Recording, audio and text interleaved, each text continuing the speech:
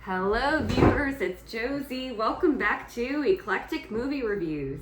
And summer 2024 has come to a close. And because of that, I'm going to talk about my favorite first time first time watches of this summer in alphabetical order. And then I'm gonna give awards for them. Please note that there are gonna be some awards I give for movies I didn't discuss, but that's okay.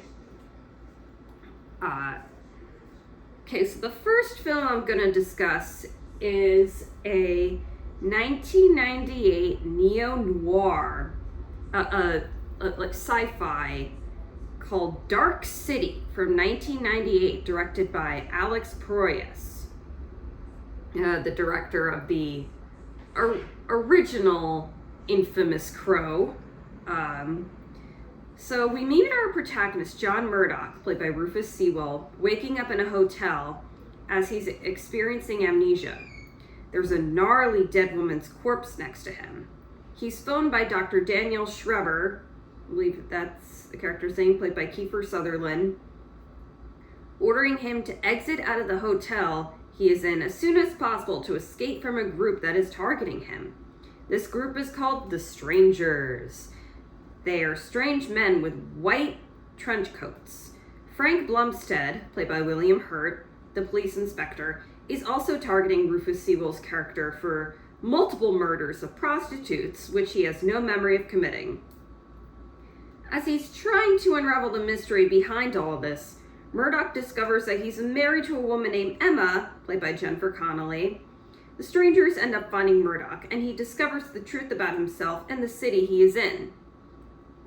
I do not want to reveal any more, but it is a pretty awesome reveal. I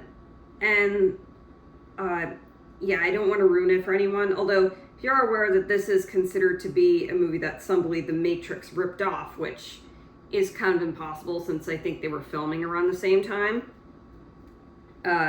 you probably have an idea of where it's going. It is certainly an understandable comparison to The Matrix, that is, but I would say the mechanics of the world rules is more akin to Total Recall and Forbidden Planet. Somebody wrote on Letterboxd, "Ever wonder where they got the idea for Matrix or Eternal Sunshine? This is it." This film also takes influence from real-life social science experiments that occurred in the 60s and 70s. From a cinematography and production design standpoint, I love how the setting is a mix of sleazy city life reminiscent of classic film noirs and urban dystopia. It also has German expressionist influences like Nosferatu and Metropolis. I love the performances. What surprised me most about this film as it progressed was how emotionally moved I was by it. This is an underrated gem. I watched a library Blu-ray rental of it. I would love it if there was a 4K release of it. It really deserves it. Next up is The Devil and Miss Jones from 1941? I think 41 or 42. Directed by Sam Wood. Charles Coburn plays an ultra-rich business tycoon named John P. Merrick, John P. Merrick, sorry. He is a department store owner.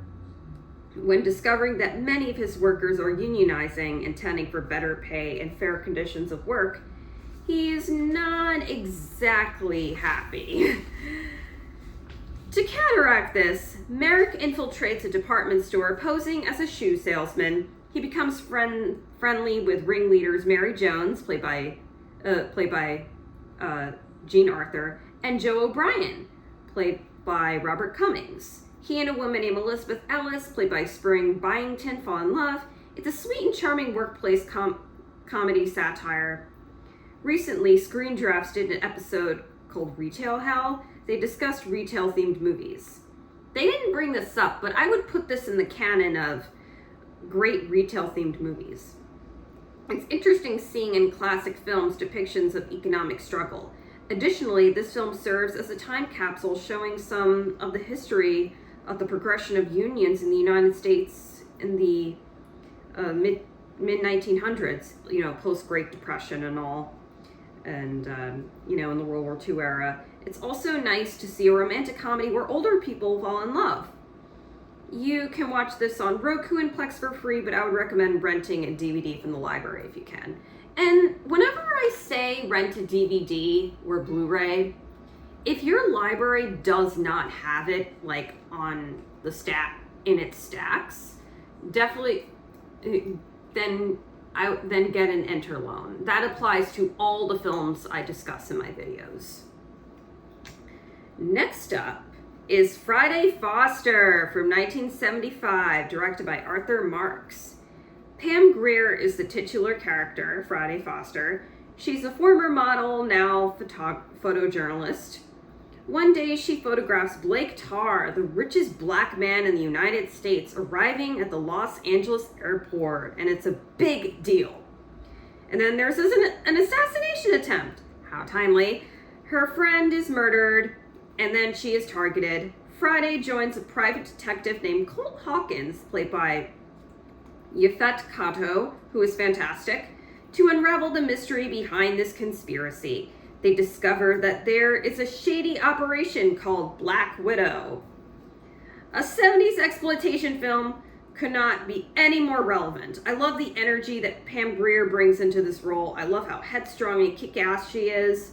The supporting cast is also quite great. Godfrey Cambridge, Thalamus Rasula, Scatman Crothers, Jim Backus. Eartha Kitt is also in it. And it's got a groovy color palette. This movie is a kinetic blast from start to finish. Friday Foster is available to watch on Tubi, Pluto TV, and Canopy. Next up is Midnight from 1939, directed by Mitchell Leisen. Eve, played by Claudette Colbert, is a jobless showgirl roaming around Paris. She becomes friends with a Hungarian taxi driver named Tibor, played by Don Amici. They drive to nightclub after nightclub to find a gig to pay for the transportation fare doubling. There is no luck. Tibor pays for her dinner and invites her to spend the night at his place. Although Claudette Colbert is into Don Amici's character, she decides to flee.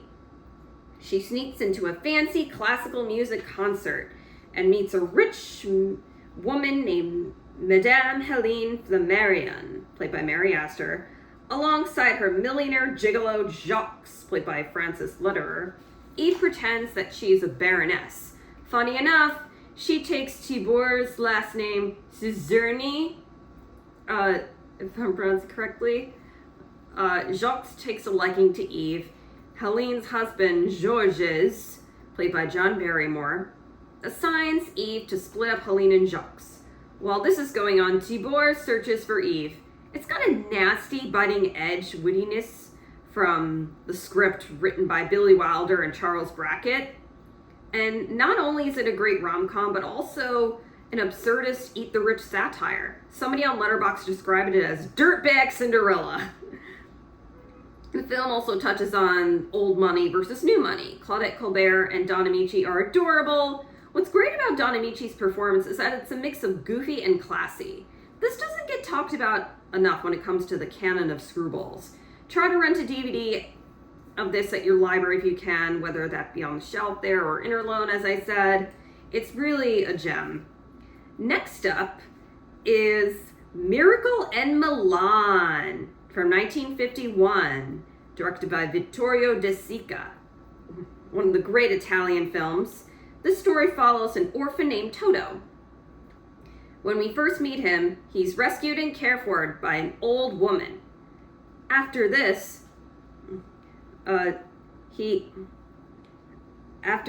this woman passes away, he's brought to an orphanage. When Toto reaches his teen years, he leaves the orphanage to explore the world. He comes across a community of homeless individuals in the poverty margins of Milan. Toto befriends these ragtag folks who are misfits like him, and he assists them in renovating their homes into more sustainable places. I think his compassion for them stems from him seeing himself in them. I mean, that is what compassion is. In other words, like, he can relate to their circumstances. This scrappy land becomes a harmonious neighborhood. This peace, however, is threatened when a greedy businessman arrives intending to purchase the land. I don't want to reveal anything more, but it gets fantastical. This sort of has the feeling of a 19th century Dickens-adjacent coming-of-age novel. It's based on a novel that the co-screenwriter Cesare Zavattini himself wrote. It's marvelous. I love it. It's about the power of kindness, community, and faith. If you want a film that will uplift your spirits and restore your faith in humanity, then definitely give this a watch. It was very much worthy of the Palme d'Or in 1951. You can currently watch Mirko Milan on HBO Max, or Max. I'm not calling it Max. It's just stupid. It's also in Criterion. There's also Criterion DVD and Blu-ray. So yeah, that's Mirko Milan. Very highly recommend that one. Next up is Mirage from 1965, directed by Edward Dmytryk. Gregory Peck plays an accountant named David Stillwell. One day, the power in the building he works in goes out, and he discovers, looking out the window, that a man named Charles Calvin fell to his death. Charles Calvin, played by Walter Abel, was the leader of a humanitarian organization called Unidine. Gregory Peck's character starts experiencing amnesia. Similar to Dark City, he is chased by a suspicious group of people. He's chased by gunmen. He runs into a former lover that he does not remember named Sheila, played by Diane Baker, who's actually quite good in this movie, really good in this movie, with the assistance from a detective, played by Walter Matthau. He pieces together any evidence he can to find an answer to what he can or can't remember. This is a super underrated noir, and really great performance by Gregory Peck. And without giving anything major away, this film also has some thought-provoking things to say about the business world ahead of his time. You know, that's sort of been a theme I noticed with my first-time watches of the summer, of summer 2024. Unfortunately, this film is not streamable, so get a DVD or Blu-ray from your library if you can, whether that be on the shelf of your library or interloan. Next up is Ravenous from 1999, directed by Antonia Bird. The setting is the Mexican-American War. When the film opens, we see John Boyd, played by Guy Pearce, playing dead in battle while the rest of his team is defeated. John Boyd defeats the Mexican command post. Despite the initial honors and brief mantle-taking of captainship, John Boyd faces punishment. His method of victory is considered dishonest. As a result, he's exiled by the general to a military outpost in the Sierra Nevada. The group there is led by Colonel Hart, played by Jeffrey Jones. I know Jeffrey Jones is a piece of shit, but he plays a piece of shit in this movie, so I guess that, I don't want to say that, you know what I mean. So it's for those like who don't want to watch anything with Jeffrey Jones, given like what a scumbag he is and a criminal, he plays a piece of shit in this movie too. So, it, like, you know what I mean. Other members include Jeremy Davies, John Spencer, David Arquette, Stephen Spinella, Neil McDonough. Those are the actors' names. Also on their team are Native American brother and sister pair, George and Martha. Shortly after taking part of the unit, they come across an injured frontiersman named F.W. Colgan.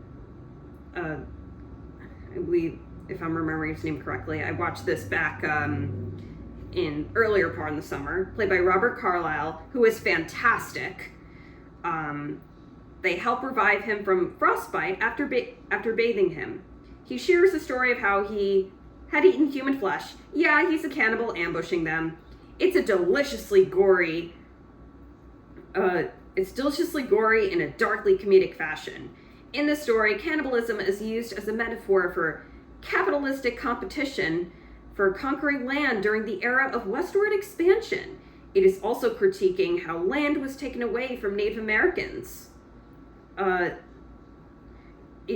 And the tagline for the movie is, "You are what you eat." This makes perfect sense because all these men are hungry for power and survival.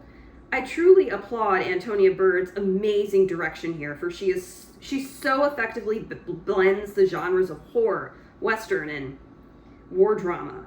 The scenery is quite stunning. Although the film is eerie, the color palette is surprisingly vibrant. The magnificent score is composed by Damon Albarn and Michael Nyman. Albarn is from Blur and Gorillaz. Michael Nyman did the music for Jane Campion's The Piano, as well as Peter Greenaway's Droughtman's Contract and The Cook, the Thief, His Wife, and Her Lover, which is another sort of cannibal-themed movie. The sound work and editing is so well synced together. Overall, this is such an underrated, not just horror movie, but feat of filmmaking from the late 90s, early 2000s that doesn't get discussed enough. Unfortunately, it's not available to stream for free, but you can watch it like on, try to get a Blu-ray or DVD if you can. Next up is Shanghai Express from 1932, directed by Josef von Sternberg. The film follows a group of people riding on the titular Shanghai Express. The main focus being a prostitute who calls herself the Shanghai Lily, played by Marlene Dietrich, who is amazing here. Shanghai Express won Best Cinematography at the Oscars that year, and deservedly so. And also the production design of the train is superb, as well as the costume design. As far as the story, boarding the train with Lily is her friend / former lover, British Captain Donald Doc Harvey, played by Clive Brook. Lily's name was once Madeline, but she changed it after a failed ploy to win Doc's heart. The sparks rekindle between Lily and Doc. A civil war in China is happening, thus, potentially delaying the 3-day trip from Peking to Shanghai. Joining Shanghai Lily on the ride is a woman named Hui Fei, played by Anna May Wong, French officer Leonard, played by Emile Chautard, a priest / missionary named Mr. Carmichael, played by Lawrence Grant, a Eurasian named Henry Chang, played by Warner Oland, and an opium dealer named Eric Baum. The train gets interrupted by Chinese guerrillas, and little do the passengers know that Henry Chang actually happens to be a rebel army leader and a spy intending to keep Doc hostage. It manages to be a thrilling adventure and a compelling exploration of these characters riding together. And what made this movie quite progressive for the time were women being the driving narrative force. Marlene Dietrich and Anna May Wong's characters have a surprising amount of agency for a movie released around this time. The film also cleverly explores themes of identity, facade, and to an extent, reinventing yourself. And the performances from the ensemble are wonderful, especially Marlene Dietrich and Anna May Wong. Anna May Wong is a real showcase for her as well. I don't know about its streaming availability, but I did watch a DVD library rental. Next up is Throwdown from 2004, directed by Johnny To. Bo, played by Louis Koo, is a former judo extraordinaire who stepped down due to unrevealed reasons, which get revealed later. He's now an alcoholic karaoke club manager. He befriends a rookie fighter, played by Aaron Kwok, and a woman from Taiwan with dreams of becoming a music star, seeking emancipation from her boss and father. This connection inspires his urge to fight in the ring once again. This movie is humanistic and life-affirming exploration of how connections with others can help us overcome personal demons.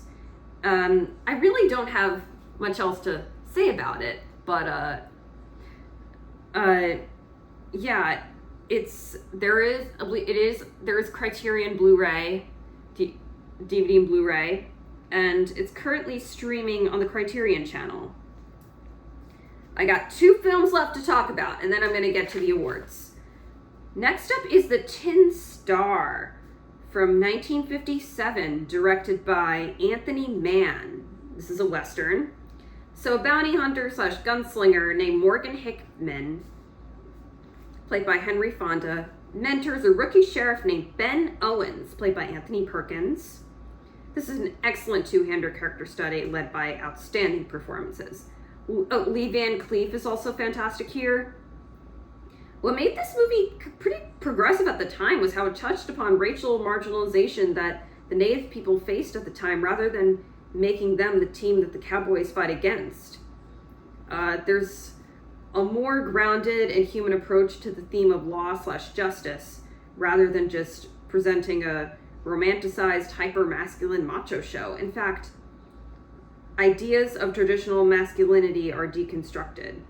What this film shows is that being a true man is not about being tough and rough, but rather being a kind individual and follower of justice. And I bring up the Native thing. There's a woman here whose son, I believe, is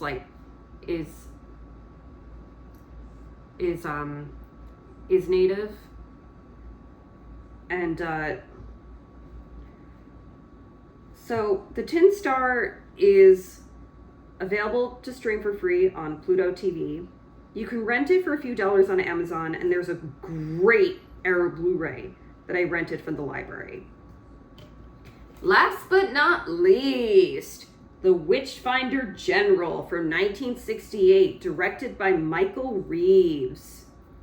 The setting is in the middle of the English Civil War from 1642 to that happened between 1642 to 1651. This takes place in 1645. So Oliver Cromwell and the Puritans crown Matthew Hopkins, played by Vincent Price, with the role of Witchfinder General. This position grants him the power, as the title suggests, to hunt down witches. Hopkins and his assistant John Stern, played by Robert Russell, violently assault supposed witches to confess to witchcraft. These are 2 evil scumbags, and Hopkins rapes women and takes their money. Well, he gaslights women into giving him sexual favors to make them confess. This is probably the best performance I've ever seen Vincent Price give from films I've seen with him.